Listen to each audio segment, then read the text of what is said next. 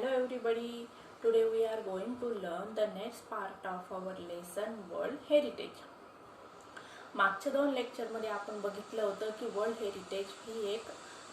Heritage म्हणजे काय, जागतिक वारसा स्थळ. आता जागतिक वारसा स्थळ यांचं नाव निश्चित करण्याचं काम हे युनेस्कोकडनं करण्यात येत असतं. आता युनेस्को अशा स्थळांचं नाव निश्चित करत असते की मानव जातीसाठी सिग्निफिकंट असतात. कोणत्या दृष्टीने बघा, कल्चरली अँड नॅचरली अल्सो. मग यामध्ये म्हणजे नैसर्गिकदृष्ट्या आणि सांस्कृतिकदृष्ट्या महत्त्वपूर्ण अशा गोष्टींचा समावेश वर्ल्ड हेरिटेज साइट्समध्ये केला जात असतो. कोणाकडून? युनेस्कोकडून. आता आपण बघूया या साइट्समध्ये मग कुठल्या कुठल्या गोष्टींचा समावेश होत असतो. तलाव असतात, जंगल असतात, मॉन्युमेंट्स असतात, लेक्स असतात, एखादं शहर असतं. यांचा समावेश वर्ल्ड हेरिटेज साइट्समध्ये केला जात असतो. नंतर आपण बघितलं बघा, माउंट हुंगशान हे चीनमध्ये असलेलं जे साईट आहे तिचा समावेश कल्चरल अँड नॅचरली कसा आहे, सिग्निफिकंट आहे. मग त्याचा समावेश वर्ल्ड हेरिटेज साईटमध्ये करण्यात आलेला आहे. त्यानंतर आपण बघितलं की वर्ल्ड हेरिटेज साईटने काय केलेलं आहे, कॅम्पेन म्हणजे मोहीम राबवली होती. कशासाठी? इजिप्त या देशाने नाईल नदीवर आसवान डॅम बांधण्याचं ठरवलं आणि त्या डॅमच्या अंतर्गत अबू इसेंबल यांचे येथील मंदिरांची शृंखला येत होती. मग ते मंदिरं वाचवण्यासाठी युनेस्कोने काय केलेलं आहे, मग एक मोहीम राबवलेली आहे आणि त्या अंतर्गत त्यांना $50 बिलियन पैसे मिळालेले आहेत आणि त्या पैशांचा उपयोग करून त्यांनी मग ती मंदिरं दुसऱ्या ठिकाणी काय केलेली आहे, प्रस्थापित केली किंवा दुसऱ्या ठिकाणी त्या मंदिरांचं संवर्धन आणि संरक्षण केलं. त्यानंतर मग आपण बघितलं की वर्ल्ड हेरिटेज कमिटी असते. त्या कमिटीची वर्षातून एकदा बैठक होत असते.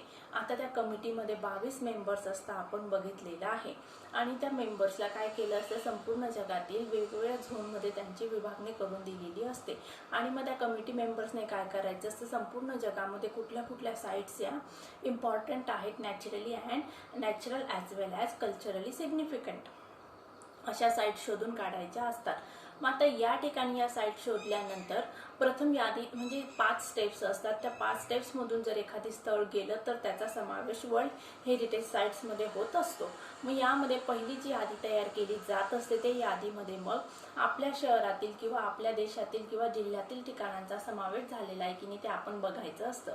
पहिल्या यादीमध्ये जर नाव असेल तरच दुसऱ्या यादीमध्ये वर्ल्ड हेरिटेज साइटच्या दुसऱ्या यादीमध्ये नाव येत असतं आणि त्यानंतर मग बघा, पहिली यादीमध्ये नाव आल्यानंतर दुसऱ्या यादीमध्ये नाव येत असतं. अशा 5 वेगवेगळ्या स्टेप्स असतात.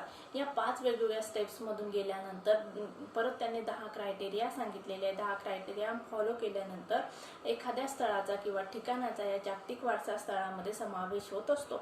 याचा अर्थ त्या स्थळाचं संरक्षण आणि संवर्धन करण्याचं काम कोणाकडे असतं, युनेस्कोकडे असतं. मग त्या स्थळावर पूर्णतः मालकी हक्क फक्त युनेस्कोचा असतो असं नाही आहे, तर त्या देशाचा त्याचबरोबर युनेस्कोचा त्या ठिकाणी मालकी हक्क असतो. अशा प्रकारे आपण मागच्या लेक्चर्सला इथपर्यंत माहिती मिळवलेली होती. चला तर आपण पुढचा पार्ट बघूया, types of world heritage sites. आता टाइप्स म्हणजे काय, प्रकार. मग वर्ल्ड हेरिटेज साइट्स कुठल्या कुठल्या आहेत ते आपल्याला बघायचं आहे.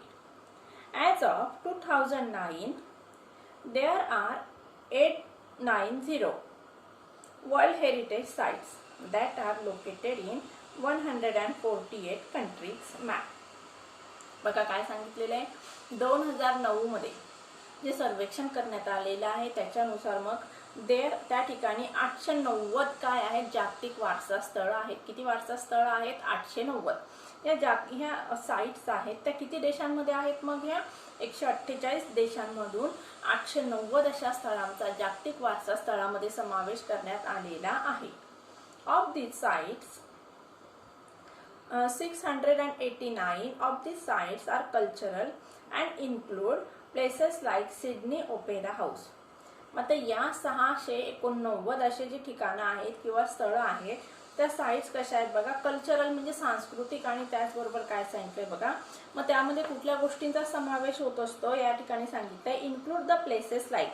मग कुठल्या स्थळांचा समावेश झालेला आहे, Sydney opera house in Australia. ऑस्ट्रेलियामध्ये काय आहे, सिडनी ओपेरा हाऊस नावाचं ठिकाण आहे. त्याचा समावेश कशात झालेला आहे, वर्ल्ड हेरिटेज साइट मध्ये झालेला आहे. आता सिडनी ओपेरा हाऊस काय बघा, एक one of the most famous building. ही एक अतिशय प्रसिद्ध अशी बिल्डिंग आहे की या बिल्डिंगला रोज बघायला बघा 1,06,000 लोक 1,06,000 लोक डेली या बिल्डिंगला बघण्यासाठी येत असतात. एवढी ही प्रसिद्ध बिल्डिंग आहे. कुठे आहे ती? ऑस्ट्रेलियामध्ये आहे. And historic centre of the Vienna in Austria. आणि त्याचबरोबर हिस्टॉरिकल म्हणजे काय, ऐतिहासिक सुद्धा महत्व आहे. कशाला? सिडनी ओपेरा हाऊस याला. आता ओपेरा म्हणजे काय बघा, या ठिकाणी संगीत नाटकं केली जात होती पूर्वीच्या काळी. 176 are natural and feature such locations as the US Yellowstone and Grand Canyon National Park. या ठिकाणी अजून दुसऱ्या साइट्स कुठल्या कुठल्या त्याचा समावेश केला ते सांगितलंय बघा. 176 आर. मग आता बाकीच्या 176 अशा साइट्स आहेत त्या कशा आहेत बघा, नॅचरल नैसर्गिक.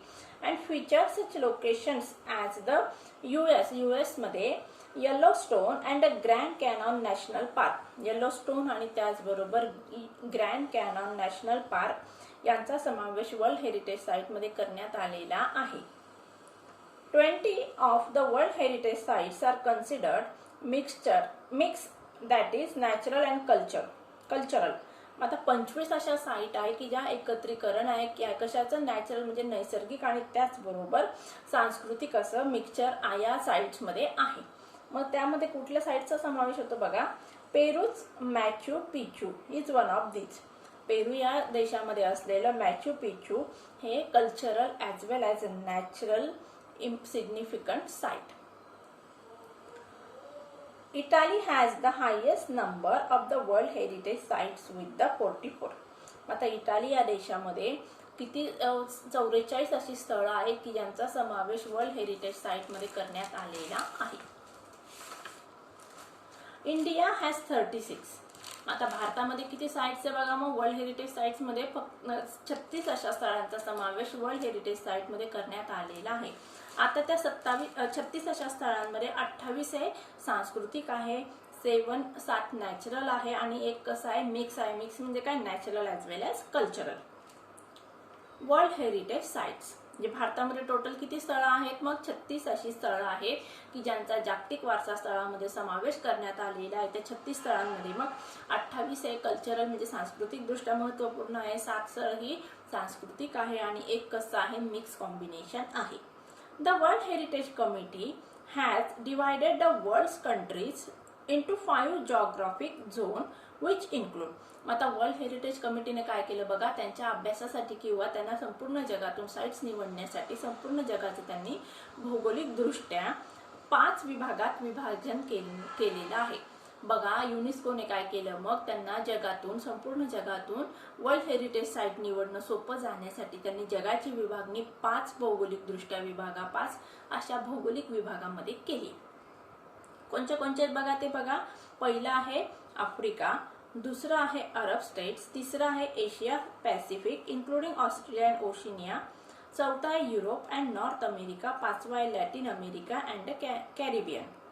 अशा प्रकारे युनेस्कोने काय केलं, संपूर्ण जगाचं 5 विभागामध्ये विभाजन करून टाकलं आणि त्याच्या आधारावर मग त्यांना या देशांमधून वर्ल्ड हेरिटेज साइट्स शोधणं सोपं जातं. पुढचं बघूया, world heritage sites in danger. मग आता युनेस्कोने या साइट्स निवडल्या, त्यांचं संरक्षण आणि संवर्धन करण्याचं काम केलं. कुठल्या कुठल्या साइट्स आहेत ते निवडण्यात आलेल्या आहे याची माहिती आपण मिळवली. आता हा पुढचा जो पॅसेज आहे त्याच्यामध्ये आपल्याला काय इन्फॉर्मेशन दिली बघा. जागतिक वारसा स्थळं ही कशी आहेत, संकटात सापडलेली आहेत. कशी सापडलेली ते आपल्याला बघायचंय. Like many natural and historical cultural sites around the world, many world heritage sites are in danger of being destroyed or lost due to the war. आता या ठिकाणी वर्ल्ड हेरिटेज साइट्सवर नुकसान झालेलं आहे किंवा वर्ल्ड हेरिटेज साइट्सचं का नुकसान झालं त्याचं एक महत्त्वाचं कारण सांगितलेलं आहे, युद्ध. Like many natural and historical cultural sites. Like म्हणजे बघा अशाप्रमाणे म्हणजे सांस्कृतिक आणि नैसर्गिक आणि ऐतिहासिक अशी जी काही स्थळं आहेत संपूर्ण जगामध्ये त्यांचा कशामध्ये समावेश झालेला आहे, वर्ल्ड हेरिटेज साइटमध्ये. अशा साइट्स या संकटात सापडलेल्या आहे आणि मेन कारण किंवा मेन रिझन काय सांगितलं आहे या ठिकाणी, of being destroyed or lost due to the war, युद्ध. युद्धामुळे या साईट संकटात सापडलेल्या आहेत. आता युद्ध हे मानवजातीमध्ये लढलं जात असतं. पहिलं महायुद्ध आहे, दुसरं महायुद्ध आहे. याचे परिणाम अजून सुद्धा संपूर्ण मानवजातीला भोगावे लागत आहेत. Poaching, natural disasters like earthquakes, uncontrolled human urbanization, heavy tourist traffic and environmental factors like air pollution and acid rain. आता युद्ध तर एक महत्त्वाचं कारण आहे वर्ल्ड हेरिटेज साईट संकटात सापडण्याचं. त्याचबरोबर अजून रिझन सांगितलेत बघा. पोचिंग म्हणजे काय? इल्लीगल कॅप्चरिंग म्हणजे अतिक्रमण. एखाद्याच्या जागेवर जबरदस्तीने किंवा बळजबरीने हक्क सांगणे याला काय म्हणतात? पोचिंग किंवा अतिक्रमण. Poaching. Natural disasters. Natural disasters म्हणजे काय? नैसर्गिक संकट. कणासारखं बघा. आता नैसर्गिक संकट कुठली कुठली असतात? भूकंप असतो, ज्वालामुखी असतो, पूर असतो, कोरडा दुष्काळ असतो. मग या ठिकाणी काय सांगितलंय? अर्थक्वेक्स, भूकंप. त्याचबरोबर अनकंट्रोल अर्बनायझेशन. आता अर्बनायझेशन म्हणजे काय? शहरीकरण. म्हणजे वेगाने होणारं विस्तृत असं शहरीकरण की ज्याच्यावर कोणाचाही निर्बंध नाही आहे. Heavy tourist traffic. आणि त्याचबरोबर बघा, आता लोकांना पर्यटन करायला प्रचंड प्रमाणात आवडत असतं. पर्यटन करण्यासाठी लोक घराच्या बाहेर पडत असतात आणि या ठिकाणी मग पर्यटकांच्या संख्येवर कुठल्याही प्रकारचं नियंत्रण राहत नाही. आणि काही पर्यटक मग काय करतात? स्वतःचे पर्सनल व्हेकल्स वापरत असतात आणि त्यामुळे काय होत असतं? त्या ठिकाणी पोल्युशन होत असतं. Tourist traffic and environmental factors.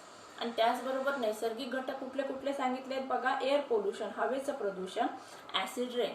आणि ऍसिड रेन जो पडत असतो त्याचा परिणाम या वर्ल्ड हेरिटेज साईटवर होत असतो. आता बघा, आपलं जे ताजमहल आहे, दिल्लीमध्ये असलेला ताजमहल आहे, त्याचा रंग पूर्णतः बदलून गेलेला. यमुना किनाऱ्यावर जे कारखान्यांमधून पाणी सोडलं जात असतं त्या पाण्याच्या परिणामामुळे ताजमहलचा रंग बदललेला आहे. आणि त्याचबरोबर कंपन्यातून जे काही धूर किंवा केमिकल्स बाहेर पडत असतात त्या केमिकल्समुळे ताजमहलचा जो व्हाईट रंग आहे तो आता हळूहळू पिवळसर होऊन राहिलेला आहे. असा हा परिणाम वर्ल्ड हेरिटेज साईटवर होत असतो. World heritage sites that are in danger are inscribed on a separate list of the World Heritage Sites in danger, which allows the World Heritage Committee to allocate resources from the World Heritage Fund to that site. आता अशा ज्या sites आहेत की ज्या संकटात सापडलेल्या आहेत त्या साइट्सना वाचवण्याचं काम मग कोण करत असतं? द वर्ल्ड हेरिटेज कमिटी करत असते. बघा काय सांगितलेलं आहे. World Heritage sites that are in danger are inscribed on a separate list of the World Heritage sites. World heritage साईटची एक स्वतंत्र यादी बनवलेली असते आणि त्या स्वतंत्र यादीमध्ये त्या स्थळांचा समावेश केलेला असतो की जी स्थळं संकटात सापडलेली आहेत. On a separate list of the world heritage sites in danger. मग त्याचा परिणाम काय होतो बघा. Which allows the world heritage committee to allocate resources. मग आता त्याचा परिणाम काय होणार आहे? मग ही स्वतंत्र अशी यादी बनवली जात असते की ज्या स्थळांना धोका आहे किंवा ज्यांच्यावर संकट येऊन राहिलेलं आहे, पर्यावरणाचं प्रदूषण आहे, लोकांकडून त्रास होऊन राहिलेला आहे, अशा गोष्टींची स्वतंत्र स्थळांची यादी केली जात असते. आणि त्या स्थळांची यादी करण्यात आल्यानंतर मग त्यांचं संरक्षण आणि संवर्धन करण्यासाठी वर्ल्ड हेरिटेज कमिटीकडून उपाययोजना केल्या जात असतात. कुठल्या उपाययोजना आहे बघा. World heritage fund to that site. मग अलोकेट म्हणजे काय? या ठिकाणी असाइन म्हणजे बाजूला, म्हणजे ठराविक कामासाठी बाजूला ठेवलेला जो निधी असतो त्या निधी किंवा पैशाची मदतीने मग ज्या साईट संकटात सापडलेल्या आहेत त्यांना वाचवण्याचा प्रयत्न केला जात असतो. In addition, different plans are put into the place to protect and or restore the site. म्हणजेच आर्थिक मदतीबरोबरच अजून दुसऱ्या वेगवेगळ्या योजना बनवल्या जात असतात की ज्यांच्या मदतीने वर्ल्ड हेरिटेज साईट यांचं संरक्षण आणि संवर्धन करता येईल. If however the site loses the characteristic which allowed for it to be originally included on the World Heritage list, the World Heritage Committee can choose to delete the site from the list. आणि बघा विद्यार्थ्यांनो, ज्या कारणासाठी एखाद्या स्थळाचा world heritage list मध्ये समावेश झालेला असतो ती जर वैशिष्ट्ये किंवा त्या वैशिष्ट्यांमुळे त्या घटकाचा समावेश जागतिक वारसा स्थळामध्ये झालेला आहे, त्याच वैशिष्ट्ये जर त्या साईटची हरवून गेली किंवा त्यांना नुकसान झालेलं आहे, मग त्या साईटला वर्ल्ड हेरिटेज लिस्टमधून किंवा जागतिक वारसा स्थळांच्या यादीमधून काढून टाकण्याचं काम वर्ल्ड हेरिटेज कमिटी करत असते. To learn more about the World Heritage Sites, list the World Heritage Center's website at WHC UNESCO Organization. World heritage committee, WHC म्हणजे काय मग world heritage committee UNESCO organization. आता या ठिकाणी आपल्याला आव्हान केलेले विद्यार्थ्यांना की तुम्हाला जर वर्ल्ड हेरिटेज साइट्स बद्दल आणि वर्ल्ड हेरिटेजचे काम कसं चालतं, कशा प्रकारे ते वर्ल्ड हेरिटेज साइटचं संरक्षण आणि संवर्धन करत असतात, त्याबद्दल जर अधिक माहिती पाहिजे असेल तर तुम्ही या साईटला व्हिजिट देऊन या ठिकाणी इन्फॉर्मेशन अजून कलेक्ट करू शकतात.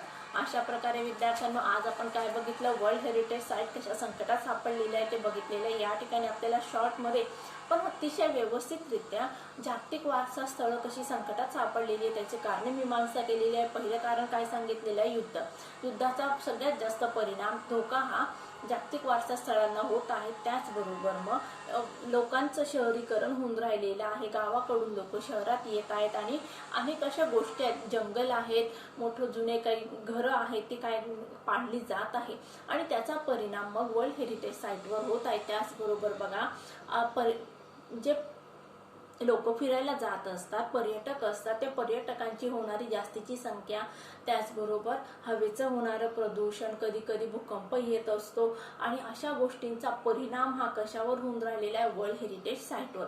मग आता या वर्ल्ड हेरिटेज कमिटी काय करते की ज्या गोष्टी किंवा ज्या साईट संकटात सापडलेल्या आहे त्यांना वाचवण्यासाठी लिस्ट बनवत असते आणि त्यांचं संरक्षण आणि संवर्धन करण्यासाठी पैसा देत असते.